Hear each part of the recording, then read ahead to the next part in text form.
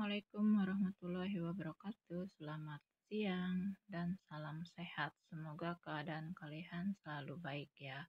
Oke, di sini Ibu akan menjelaskan sedikit tentang imperialisme dan kolonialisme. Minggu yang lalu Ibu sekalian telah meringkas tentang imperialisme. Apa itu imperialisme? Imperialisme itu dapat diartikan sebagai suatu usaha negara untuk menguasai negara lain demi kepentingan ekonomi dan politik. Sedangkan kolonialisme bisa diartikan sebagai tanah jajahan. Yang dimaksud dengan tanah jajahan yaitu suatu wilayah tertentu yang dikuasai untuk diambil hasil kekayaan alamnya. Persamaannya apa antara imperialisme dan kolonialisme? Sama-sama merugikan orang lain. Oke, yang selanjutnya ada latar belakang kedatangan bangsa Eropa di Indonesia. Yang pertama ada karena kemajuan ilmu dan teknologi. Keinginan membuktikan bahwa bumi itu bulat. Kalau orang Eropa, mereka sangat penasaran apa yang ingin mereka ketahui harus didapatkan. Hingga dia ingin membuktikan kenapa apakah benar bumi itu bulat. Nah, ketika dia menjajah sampai ke manapun seluruh penjuru dunia, termasuk Indonesia, bahwa dia akan melihat dari sisi manapun bahwa bumi itu bulat. Oke, yang selanjutnya tujuan kedatangan bangsa Eropa ke Indonesia, tujuan utamanya adalah mencari rempah-rempah. Selain ada ketujuan yang lain, yaitu ada 3G, yaitu gold, gospel, dan glory. Oke, proses kedatangan bangsa Eropa ke Indonesia ini bertahap ya. Yang pertama ada bangsa Portugis, bangsa Spanyol, bangsa Inggris, dan bangsa Belanda. Yang paling lama menjajah Indonesia yaitu ada bangsa Belanda sekitar 350 tahun. Oke, di sini bangsa Belanda mempunyai persekutuan dagang yang disebut dengan monopoli. Ya, ini dibentuk oleh VOC. Kalian tahu nggak monopoli itu apa? Mono itu artinya satu ya. Hanya ada satu penjual dan hanya ada satu pembeli yaitu VOC ya. Di sini ada VOC berusaha melakukan monopoli perdagangan dengan mengeluarkan beberapa peraturan. Yang pertama, rakyat Maluku dilarang menjual rempah-rempah pedagang lain kecuali VOC. Nah, itu tadi yang disebut dengan monopoli. Jadi hanya ada satu pembeli dan penjual. Oke, selanjutnya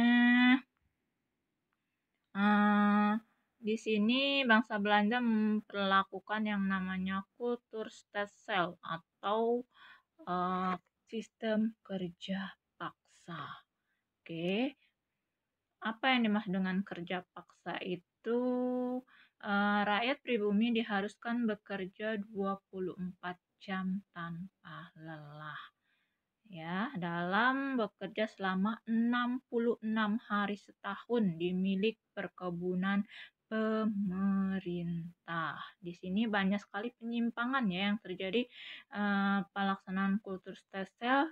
Yang pertama yaitu rakyat lebih banyak mencurahkan perhatian, tenaga, dan waktunya untuk mengurusi tanaman wajib.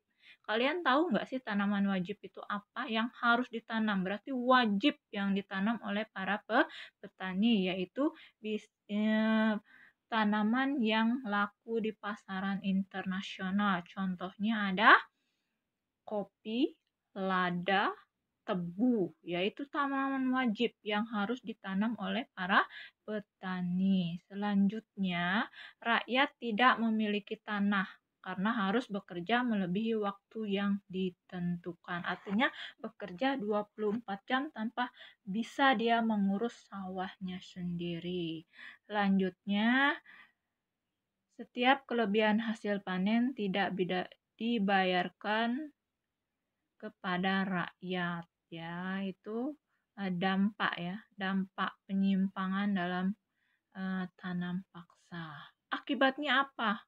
Akibat yang ditimbulkan oleh tanam paksa bagi pemerintah kolonial Belanda berarti di sini dampak positif ya bagi kolonial Belanda karena yang tadinya kesulitan keuangan bisa diatasi ya.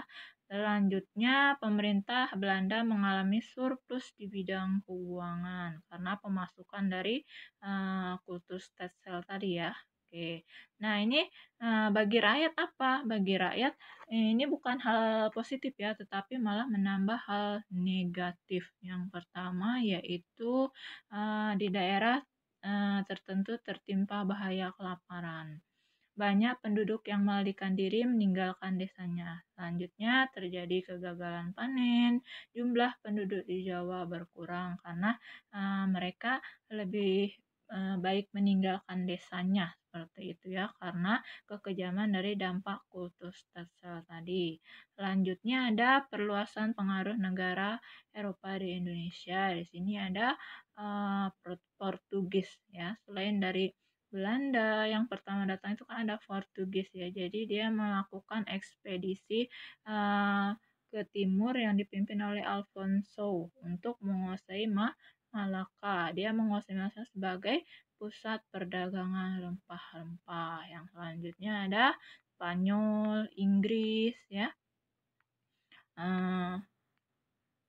Yang selanjutnya pada masa pemerintahan Belanda ini kan yang tadi sudah Ibu bilang diberlakukan sistem kultus Tetzel. Ini banyak sekali penyimpangan dan peraturan dari tanam paksa tersebut yang dampaknya sudah Ibu jelaskan di atas ya.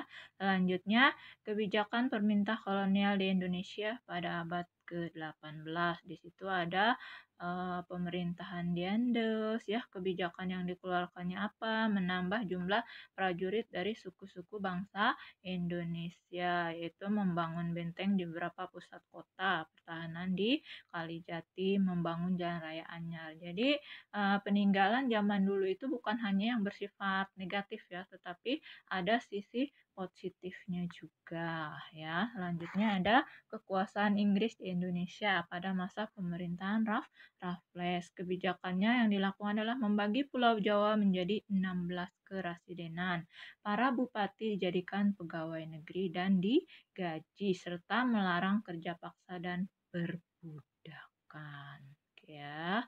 Oke, pada masa pemerintahan Raffles tidak hanya berkecimpung dalam bidang pemerintahan saja, tetapi mengembangkan kegiatan dalam ilmu pengetahuan, yaitu dia pernah menulis buku ya yang berjudul History of Java yang berisikan tentang kebudayaan Jawa serta bersama istrinya yakni Olivia Marene merintis pendirian Kebun Raya Bogor yang kita kenal sampai sekarang sebagai Kebun Binatang Raya Bogor ya, pendirian Kebun Raya Bogor. Oke, yang selanjutnya ada politik etis. Pernahkah kalian mendengar tentang politik etis ya? Politik etis itu semacam politik balas budi ya yang dilakukan oleh pemerintah Belanda. Ini dicetuskan oleh Van de Venter. Dia mencetuskan 3 kebijakan. Yang pertama ada dalam bidang edukasi atau pendidikan. Yang kedua dalam bidang irigasi ya. Yang ketiga selanjutnya ada migrasi perpindahan penduduk ya. Jadi itu politik balas budi ya. Karena tidak semua orang negara Eropa itu mendukung adanya sistem kerja paksa. Ada yang merasa prihatin terhadap bangsa Indonesia, yaitu dia melakukan 3 hal tadi ya yang dicetuskan oleh Van de Venter. Selanjutnya ada perkembangan sistem perpindahan pada masa kolonial. Itu pemerintahan pada masa Diandes ya. Ini banyak sekali ya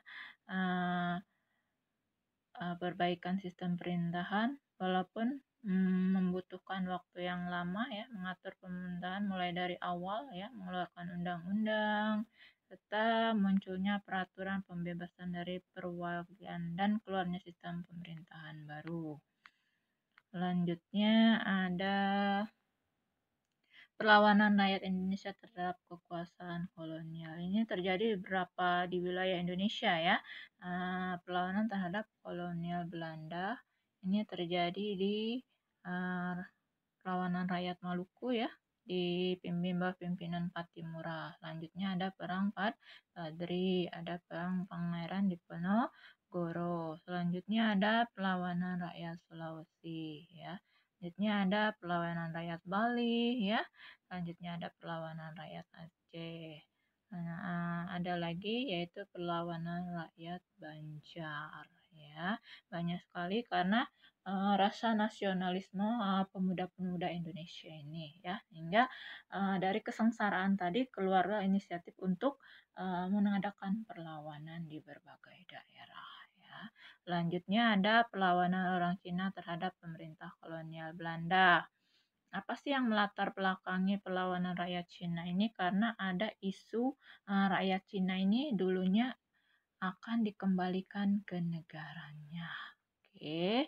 Nah, yang terakhir ada strategi perlawanan bangsa Indonesia melawan penjajah sebelum dan sesudah. Kalau yang sebelum abad ke-20 ini strateginya masih bersifat kedaerahan ya, masih di wilayah perlawanan dipimpin oleh raja atau bangsawan seperti pangeran. Karena perlawan ini bertumbuh pada karisma pemimpin. Maka tak kala pemimpin itu tewas tertangkap, perlawanan akan berhenti. Perjuangan membentuk perlawanan fisik, yaitu secara frontal menimbulkan banyak korban jiwa dari kedua belah pihak. Karena uh, sebelum abad ke-20 ini strategi perlawanannya hanya berpusat di desa-desa atau di pedalaman kota ya. Perjuangan bangsa Indonesia ini sebelum pemberontakan oleh bangsa Indonesia. Oke, yang kedua, perjuangan bangsa Indonesia sudah abad ke-20 ini mulai bersifat nasional ya. Mulai bersifat nasional ya. Terus perjuangan dipimpin oleh golongan terpelajar. Jadi tidak gegabah ya, pada sesudah abad ke-20 ini strateginya cukup matang karena di dalamnya sudah berkelompok golongan terpelajar. Jadi bagaimana caranya strategi perlawanan ini berhasil ya oleh pemikiran-pemikiran seorang pelajar, seorang yang sudah punya pendidikan seperti itu ya, mungkin akan lebih terorganisir gitu ya. Jadi memungkinkan untuk mengumpulkan rasa nasionalismenya itu lebih banyak. Nah, itu sedikit penjelasan dari Ibu tentang kolonialisme dan imperialisme. Oke, semua mudah-mudahan dalam keadaan sehat. Ibu akhiri. Assalamualaikum warahmatullahi wabarakatuh. Selamat siang.